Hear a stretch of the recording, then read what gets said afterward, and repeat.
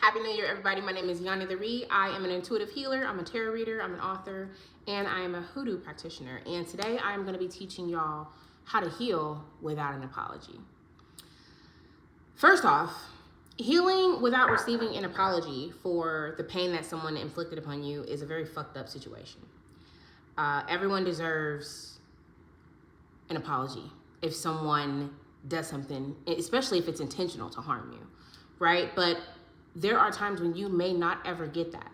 Sometimes it could be from a parent, sometimes a best friend, sometimes a lover.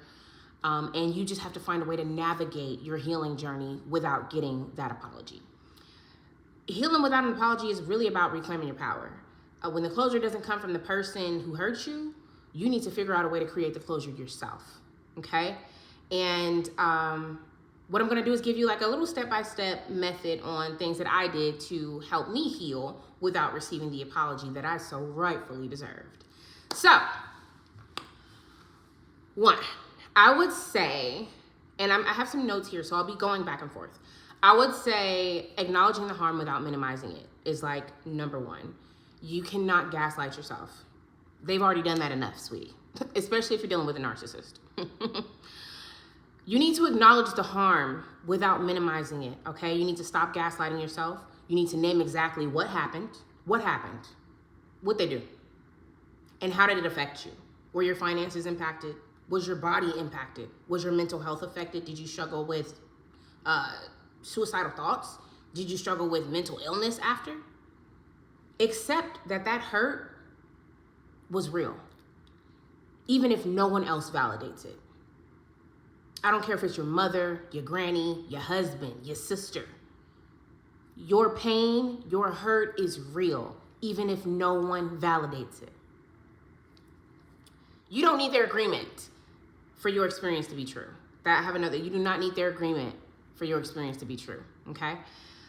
Two, you need to release the fantasy of the apology. Because after you get the apology, then what? Like, what's gonna happen after you get it? The pain is still there, right? The trauma is still there. What does it do exactly? You know, I think that's probably one of the hardest steps is like letting go and thinking like they finally get it, they understand. You know what I mean? You need to understand that some people lack emotional maturity. Some people lack emotional intelligence. Some people lack accountability. You can't force that on someone. Healing really begins when you stop waiting for the other person to change the past. Because the past, you can't do that, right? We can't change the past, right? We can only live in the present and focus on the future. So you need to find a way to release that fantasy of the apology. Three, you need to separate accountability from closure. The accountability, and I'm gonna have a seat, the accountability is actually the apology, right? That is the apology. But the closure, you don't get that from them. That's something that you actually create on your own. You create the closure you need. If you are in a very toxic relationship, the closure that you need is their treatment of you. Close the door. Chapter closed. Chapter done. You understand what I'm saying? You create that closure for yourself. Waiting for them to take responsibility, that will keep your healing hostage. Baby, I had to stop waiting for an apology from a number of people who did me grimy, okay? I had to stop waiting for that. And I had to really prioritize my own healing and figure out, okay, where do I need to hold myself accountable? Were there any red flags that I missed? Like, what happened here? You really need to separate that accountability from closure, okay? You're allowed to move forward even if they never apologized.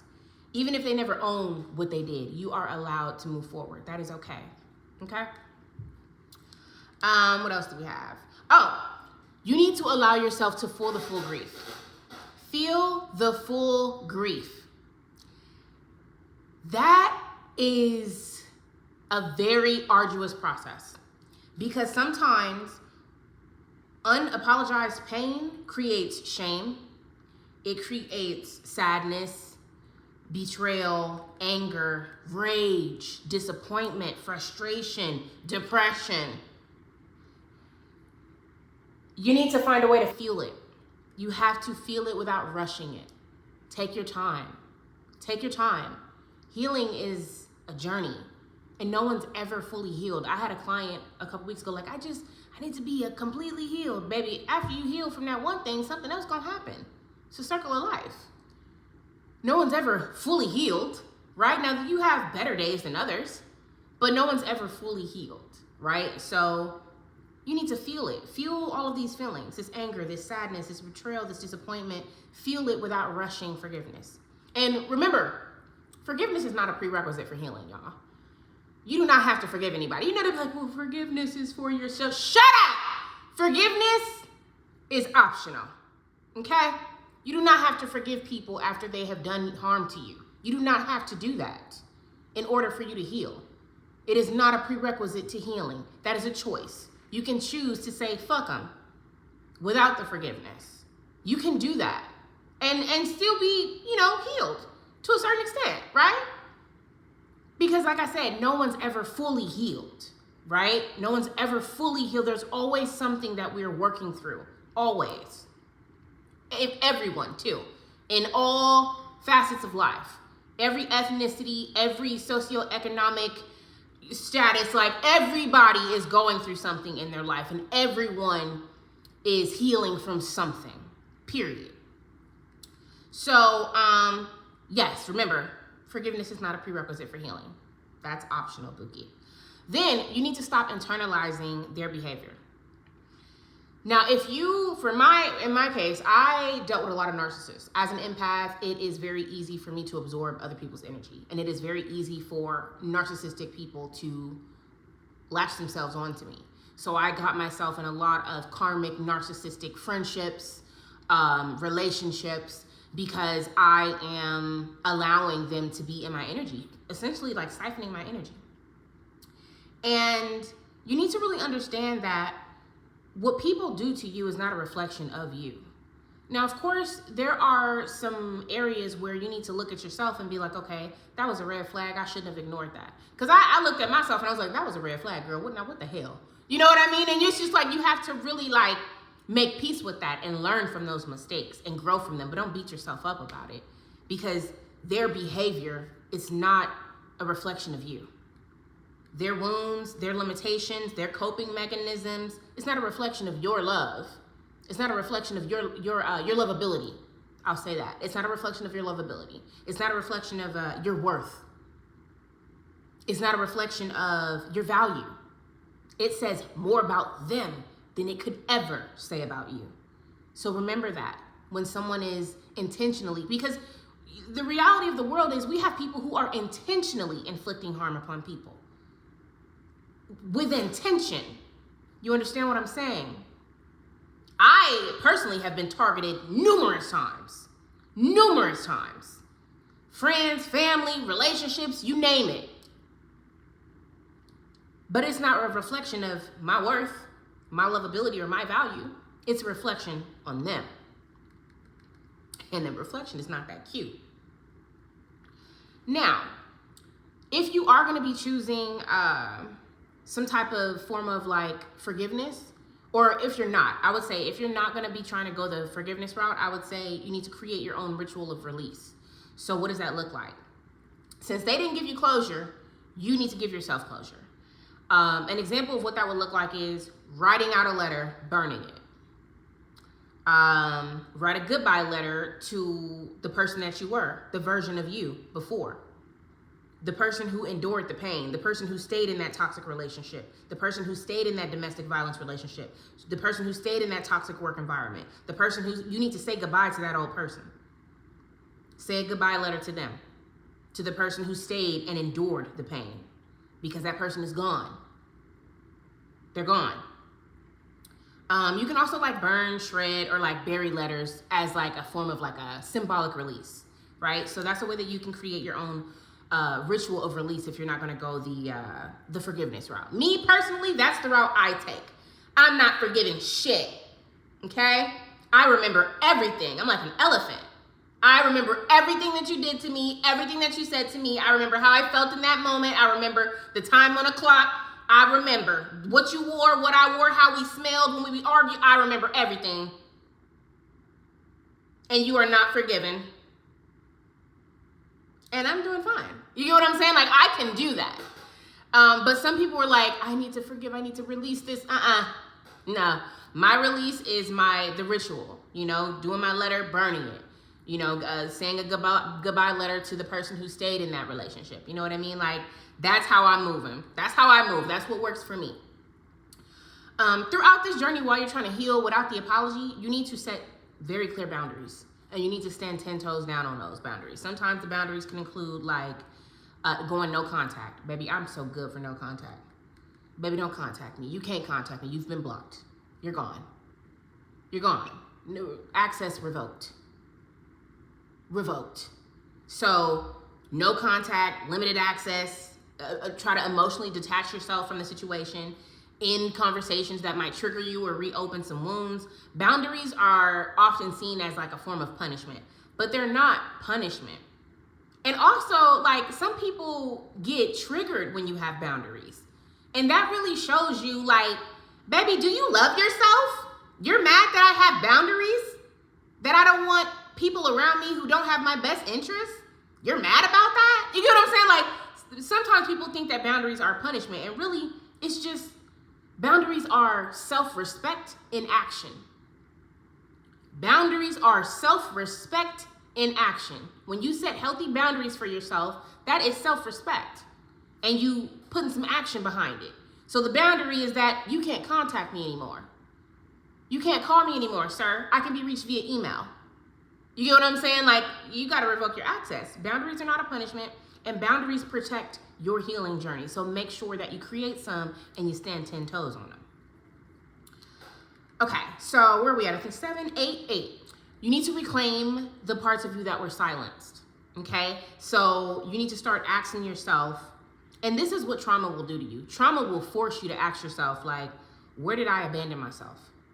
Where did I miss out on the signs? What did I stop wanting? What did I stop saying? When did I stop dreaming? You need to start choosing yourself again, and you need to do it loudly. Or you can do it quietly if you want. You can do it quietly if you want. I'm going to do it loudly because I've been quiet for too damn long. You understand? So there's that. Then you need to redefine what forgiveness looks like. And this is if you choose forgiveness, y'all. I told y'all, forgiveness is not a prerequisite for healing. You do not have to forgive people to heal. You don't. Forgiveness is, and let's talk about what it's not also.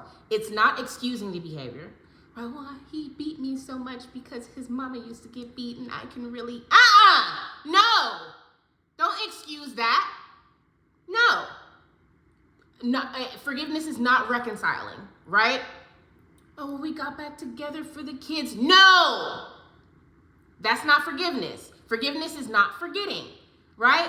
Oh, I forgive you for everything, so I'm going to forget that you cheated on me with my friend and spread lies about me and rumors about me and beat me up. Like, no, we're not doing that. That's not forgiveness. Forgiveness is releasing this emotional debt, right? It's releasing this emotional debt for your peace. It's not for their comfort. Forgiveness is for your peace. It's not for their comfort. And like I said, it's not a prerequisite for healing. It's optional. Okay? Now, like I said, me personally, I can feel peace without giving people forgiveness. Because I feel like when I revoke access to my energy, it's like, damn. You know what I mean? Because I know the type of energy that I carry and that I bring to a partnership, a friendship, a whatever. And once I take it back, it's like, and it's like, surprise. You know what I mean? Like, that's going to be the biggest L you'll ever take. I don't need to forgive you for anything. I'm just going to move on with my life. Because I feel like sometimes when you do forgive people, they feel like they can kind of ease their way back in your life. And me, I'm the type of person that's like, once you cross me once, you're done. Toodles. I don't go back and forth. I don't do the back and forth. I personally think that it's bad for your mental health to stay in relationships or friendships or whatever where, you have boundaries that are constantly being crossed and they keep apologizing and you keep forgiving it. Like, I just, no. Goodbye. Then, with that being said, a lot of people think that just because I don't forgive that I'm going to be bitter because no, you can integrate this lesson without becoming bitter. You can, you got to understand, like, the goal is to never be over it. You'll never be over it. Like I had somebody say, get over it. You know, it helped you become who you are today. I helped you build your character. You get what I'm saying? Like, you get what I'm saying? So the goal is really just to become wiser, without becoming too hardened. That's the goal, essentially. So yeah, I toughened up after I experienced a lot of pain and a lot of trauma, but I'm not too hard to where it's like I'm not open to other friendships or relationships. You know what I mean? Because I know that I am worthy of that, you know? And then also, like, when you start integrating this lesson of integrating these lessons without becoming bitter, what that looks like is like, what did this teach me about my boundaries? What did this teach me about what I'm willing to tolerate and what I'm not willing to tolerate? How did I survive? Baby, I ask myself this all the time. How did I survive? How did I survive? Because everything that I've experienced in my life, don't worry, it'll be a book coming out of it. It'll be a book at some point, y'all. But you can start integrating these lessons without becoming bitter. Then you need to choose yourself daily. That's something that I would forget, you know. As a first generation college student or grad, and you know, I was one of the first people in my family to go to college, and both of my parents really struggled with just everything. You know, my dad was always in and out of prison, and my mom has paranoid schizophrenia. She's been homeless for about 15 years now. And that forced me to have to grow up really, really fast. And it forced me to have to look after my little sister, you know, and I had to really like make a lot of sacrifices for my family. So I never really got the chance to learn how to put myself first, because once I was done helping my family, I started having my own family, right? And so I've really began creating this practice of putting myself first and choosing myself daily. And what this means is like, you validate yourself.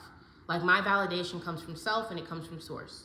You protect your peace. So that's setting boundaries. You honor your truth. So even if someone is not apologizing for the fucked up shit they did to you, you honor your truth. You find a way to do that and you heal, right? That is how you choose yourself daily. You have to do this daily, right? And keep in mind, like, since this is about healing without an apology is not going to heal you. Because like I said earlier, y'all, once you get the apology, then what? Riddle me that. What's going to happen? Don't worry, I'll wait. Then what? An apology doesn't heal you. Self-trust heals you. Once you start trusting yourself, you start giving yourself permission to move on without explanation or reconciliation, right? You don't have to receive an apology for you to heal. You need to learn how to trust yourself, okay? You can also, let me talk aloud. No, I think that's it. You can also, yeah, that's it. Choose yourself daily. We're gonna end it there. But what I was gonna say is, like, you can also find support groups. You know what I mean? If you are struggling with not knowing how to heal without an apology, right? You can find support in people who've experienced some similar situations. But I think the bottom line is, healing without apology, it really is about just reclaiming your power and understanding that the closure is going to come from you, and that forgiveness, it's not a prerequisite. You don't have to forgive people in order for you to heal. You don't have to receive that apology. You don't. You are allowed to heal without it. And your story matters. And your pain matters. And your trauma, it happened, whether they want to validate it or not. But do not allow your pain and your story and your trauma to become the basis of who you are, right? It can help you grow and it can help you become better, but do not let it overpower you, okay? Because that's when they win, okay? So those are my tips and my tricks on how you can heal without receiving the apology that you so rightfully deserve. They're not gonna say sorry with their sorry asses, and that's okay. You don't need them to. You can move on and you can be at peace with yourself. And that's okay. And that's all I got for y'all tonight, y'all. Y'all have a good night. Happy New Year.